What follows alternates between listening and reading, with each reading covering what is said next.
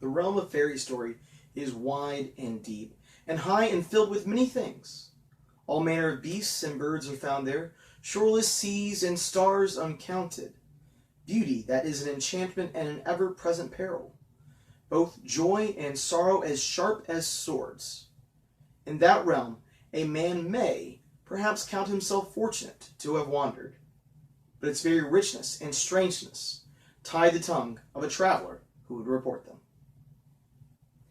Hey everybody, welcome back to the library in this month's episode of the Inkling Review. Before we get started, don't forget to hit like and subscribe, because we've got great content coming at you here on the channel every Sunday. And of course, this Sunday, we're talking about JRR Tolkien's essay on fairy stories.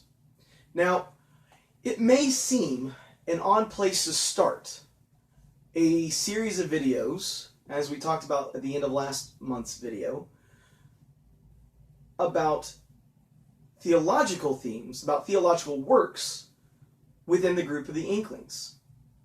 But Tolkien is an odd person in the group. Of the four major writers, fiction writers within the group, Tolkien is the one who very rarely spoke directly about Christian virtue or faith in his writings. Now, it's there. Once you understand his Catholicism, it's pretty easy to see the Christian themes and Catholic themes of Lord of the Rings and the Silmarillion.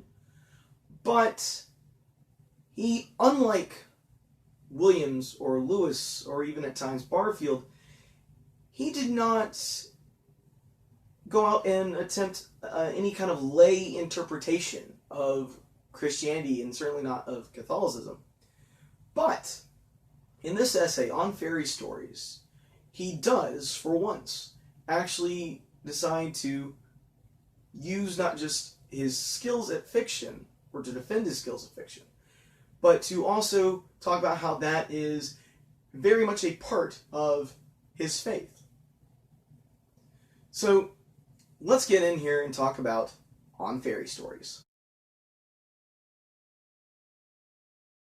Of course, usually here at this point we talk about what is the story, but for the next few episodes we're not really going to have a story to talk about, but the basic structure of this essay is a defense of the genre fairy stories.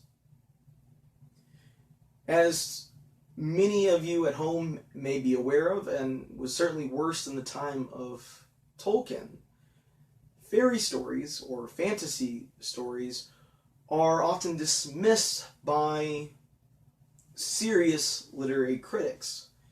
But Tolkien spends much of the essay talking about what is the proper understanding of what a fairy story is, who the proper audience is, and one of the things he emphasizes is that fairy stories are not written for children. They can be read to children. Children can certainly enjoy them, but so should adults.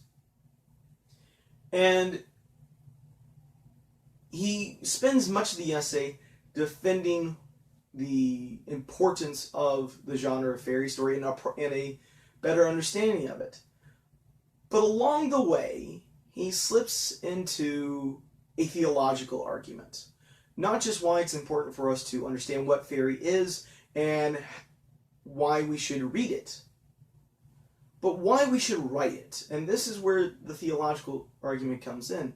Tolkien believed that to engage in this process of world building, as he is so famous for doing, is in fact an act of faith. It is a gift from God because, as he says, it's not just that man was created, it's that man was created in the image of God, and God himself is a creator. So any work that we do in the realm of fairy is the work of, as he called it, subcreation. Us attempting to fulfill an impulse that we got directly from the Creator God. Now, as a Christian myself, one of the things that I've always wished was in the Bible was a defense of fiction making, of art making. And while these things are certainly present in the Bible, they're not directly proclaimed and supported And so we've seen it through history, Puritan groups and other who dismiss the artistic impulse. But Tolkien says this is in fact very much a part of us, and it is in fact a divine spark within us. Now, the other thing that Tolkien does that's really important, though, is that he analyzes through the concepts of fairy story that he outlines in the book. He analyzes where the story of the incarnation of Christ, his death and resurrection, where that plays a role. Because what Tolkien argues is that the story of the Gospels, in fact, is an earthly expression of the very goals and strategies of fairy stories in general. And he coins a term that's become important, particularly in literary circles, but it's at the end of the day, a theological definition.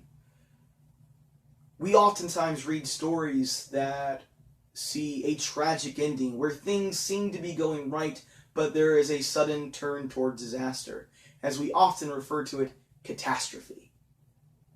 But Tolkien says that in fairy stories, we in fact can get the opposite, and that the resurrection in the story of Christ is an example of this. The birth of Christ is an example of this in the whole story of humanity. And it's a term he called eucatastrophe.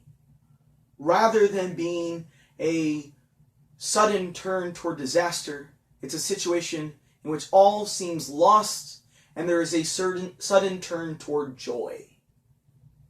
And Tolkien, through the idea of fairy stories, defends this as an important concept that we need to hold in our lives. That this is something that's always possible. That is the hope of the Gospels itself. And that through writing and reading fairy stories, that we can take that, internalize that value, and give us hope in what oftentimes Tolkien viewed as life as the long defeat. But in this case, Tolkien proclaims the importance of this truth of faith, that all of us are able to hold out hope for that sudden turn toward joy, that eucatastrophe moment. And so it is and for me as an artist, I think if you're just a lover of fiction or an artist yourself, I think that's a really important concept. So what are the strengths? Well, it is an academic essay, but Tolkien gave it first as a lecture, not as an essay. And Tolkien was actually a pretty popular lecturer. He sometimes kind of slurred his speech and mumbled, but he could be a captivating speaker when he was prepared to be one.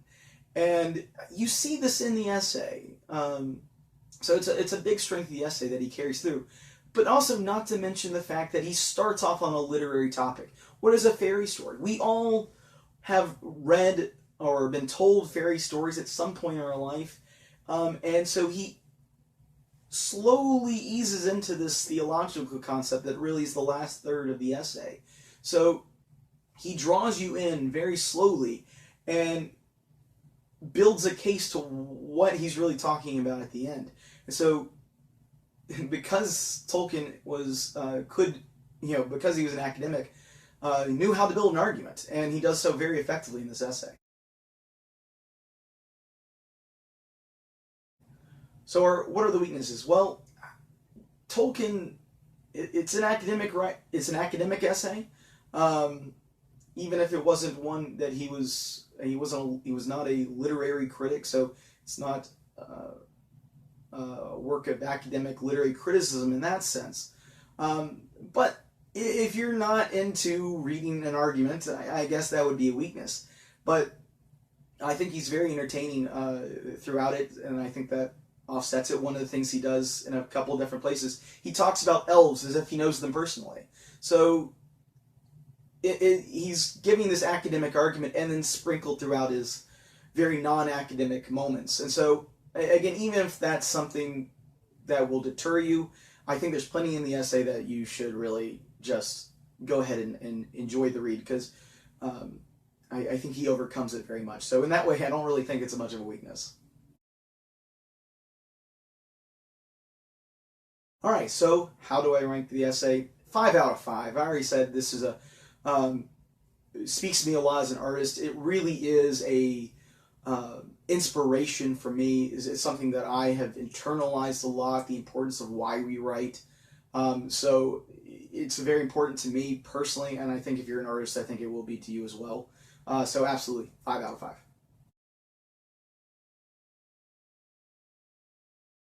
All right, everybody. Thanks for coming back to visit with us this month on the channel.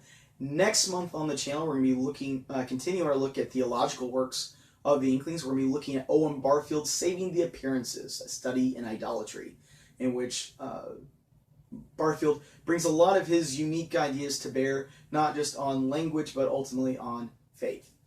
All right, so don't forget to hit like and subscribe, because again, we have great content coming at you every week here on the channel. And y'all have a wonderful day, and we'll see you next week.